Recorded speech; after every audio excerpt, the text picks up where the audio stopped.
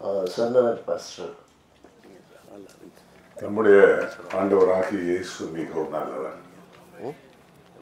இந்தியாவுக்கு இயேசு தேவை. இப்படி ஒரு உண்மை சத்தியத்தை ராஜேஷ் ஐயா, நீங்க ஏற்கனவே சூப்பர் நடிகர் நீங்க. ஆனா இந்த படத்துல உண்மையாவே எல்லாருமே உணர்வுபூர்வமா சிந்திக்கக்கூடிய அளவுல ஆண்டவர் உங்களை பயன்படுத்தியிருக்காரு. இந்த கிறிஸ்தவ மக்கள் எல்லாருடைய ஜெபமும் ஆசீர்வாதமும் உங்களுக்கு இருக்கும்.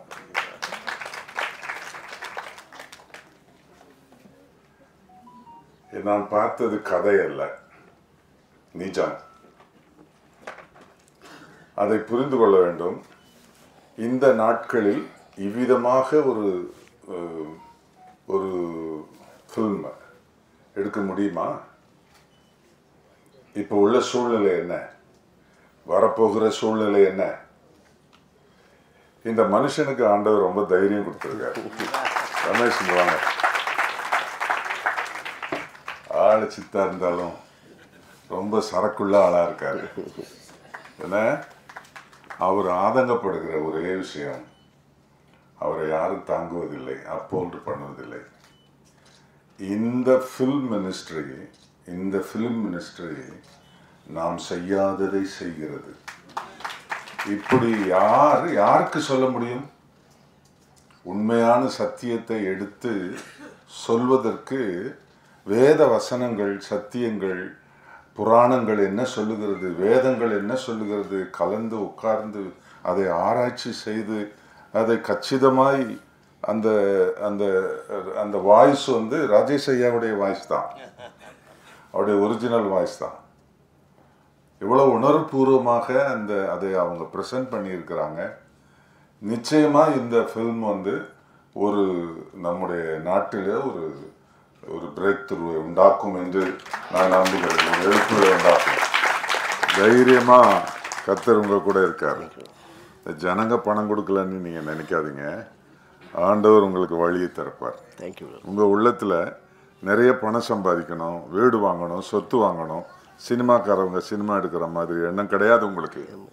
இயேசு கிறிஸ்துவின் உண்மையான சத்தியத்தை நம்முடைய நாட்டவர்களுக்கு எப்படி சொல்லணும் அப்படி என்று உட்கார்ந்து யோசித்து ஜெபித்து அதுக்கு ஸ்கிரிப்ட் எழுதி அதற்கான ஆராய்ச்சிகளை பண்ணி நீங்கள் அங்கேயே போயிட்டு வந்துட்டீங்க. ஆமென்.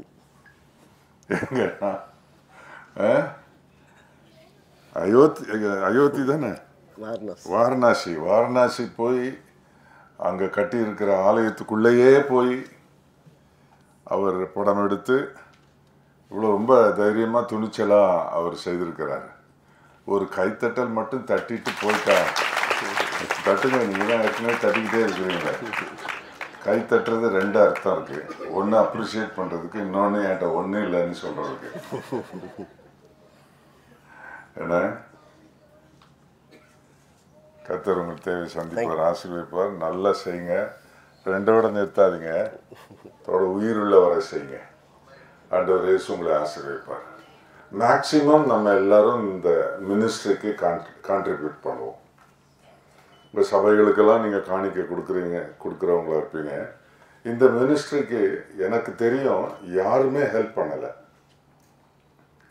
அப்படி ஒன்றும் பணத்தை கொடுத்து எப்படி தான் இந்த ஃபில்மெல்லாம் இவர் எடுத்தார் எனக்கு தெரியல.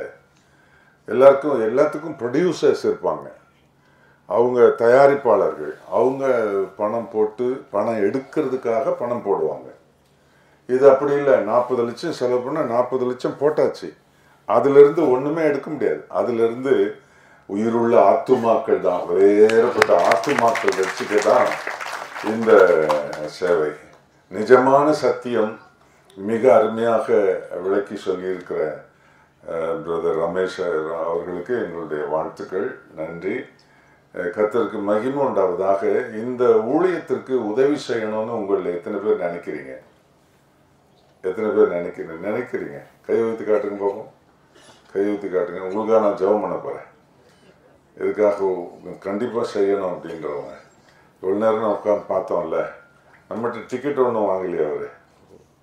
என்ன உள்ளே வரும்போது ஆளுக்கு 500 ரூபா கொடுத்துட்டு வாங்கன்னு சொல்லலையே, ஃப்ரீயாக தான் பார்த்துருக்கோம். ப்ரீவியூ ரொம்ப அருமையானது. கை உயர்த்தின நீங்கள் எல்லாருமே கை வைத்திருக்கிறீங்க. உங்களால் முடிந்ததை மேக்சிமம் இவருக்கு உதவி செய்யுங்க. இது ஒரு meaningful investment in the kingdom of God. தேவனுடைய ராஜ்யத்தில் ஒரு அர்த்தமுள்ள முதலீடு. அதை நீங்கள் செய்யுங்க. நானும் ஒரு நிதியை இதில் இன்வெஸ்ட் பண்ணுவேன்.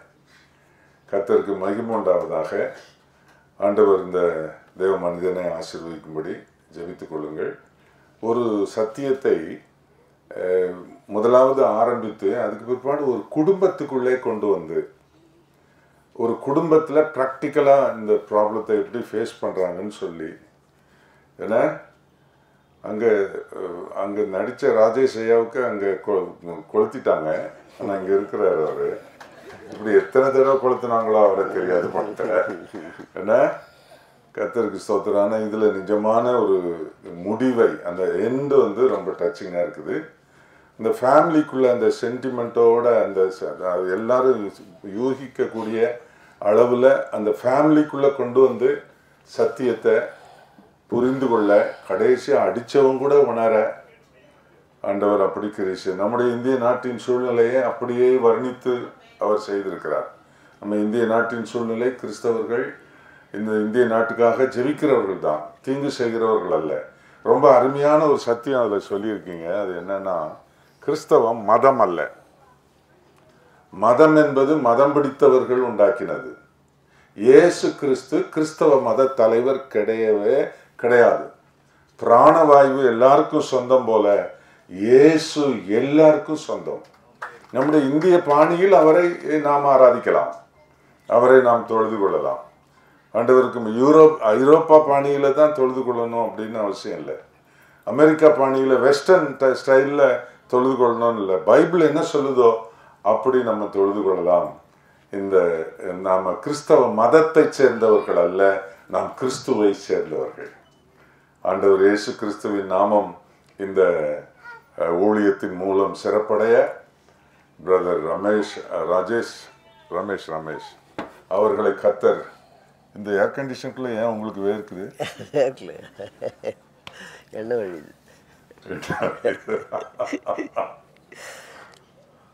எங்கள் நல்ல தாப்புனே, எங்கள் அருமையான சகோதரனை எங்களுடைய கரத்தில் கொடுக்குறோம் அப்பா. இங்கே வந்திருக்கிற மக்கள், இதை பார்த்தவர்கள் இந்த ஊழியத்துக்கு உதவி செய்ய வேண்டும் என்ற எண்ணத்தோடு மாத்திரம் போய்விடாமல், தங்கள் வீட்டில் போய் யோசித்து இதற்கென்று ஒரு நிதியை உடனடியாக அனுப்பி கொடுத்து அடுத்த ஃபில்மை எடுக்கிறதுக்கு வேண்டிய உதவிகளை தொடர்ந்து செய்ய ஆண்டவர் இயேசு இதன் மூலம் நீர் கிரியை செய்ய நாங்கள் ஜெபிக்கிறோம். உடைய மகனை ஆசீர்வதியும் பலப்படுத்தும். இதில் மிக முக்கியமாக ஆண்டவரை முக்கியமான ஒரு கீ பர்சனாக இதில் ஆண்டவரை செயல்பட்டிருக்கிற, நடித்திருக்கிற என்று சொல்வதை விட அதில் செயல்பட்டிருக்கிற ராஜேஷ் ஐயாவை நீர் ஆசீர்வதியும். அவர் குடும்பத்தை ஆசீர்வதியும். அவருடைய மனதிலே உடைய சமாதானத்தையும் சந்தோஷத்தையும் நீர் தாரும். ஆண்டவர் இயேசுவின் அருளும் ஆசீர்வாதமும் அவருக்கு அதிகமாய் கிடைப்பதாக இயேசு கிறிஸ்துவின் நாமத்தில் ஜெபிக்கிறோம் எங்கள் நல்ல பிதாவே. ஆமென்.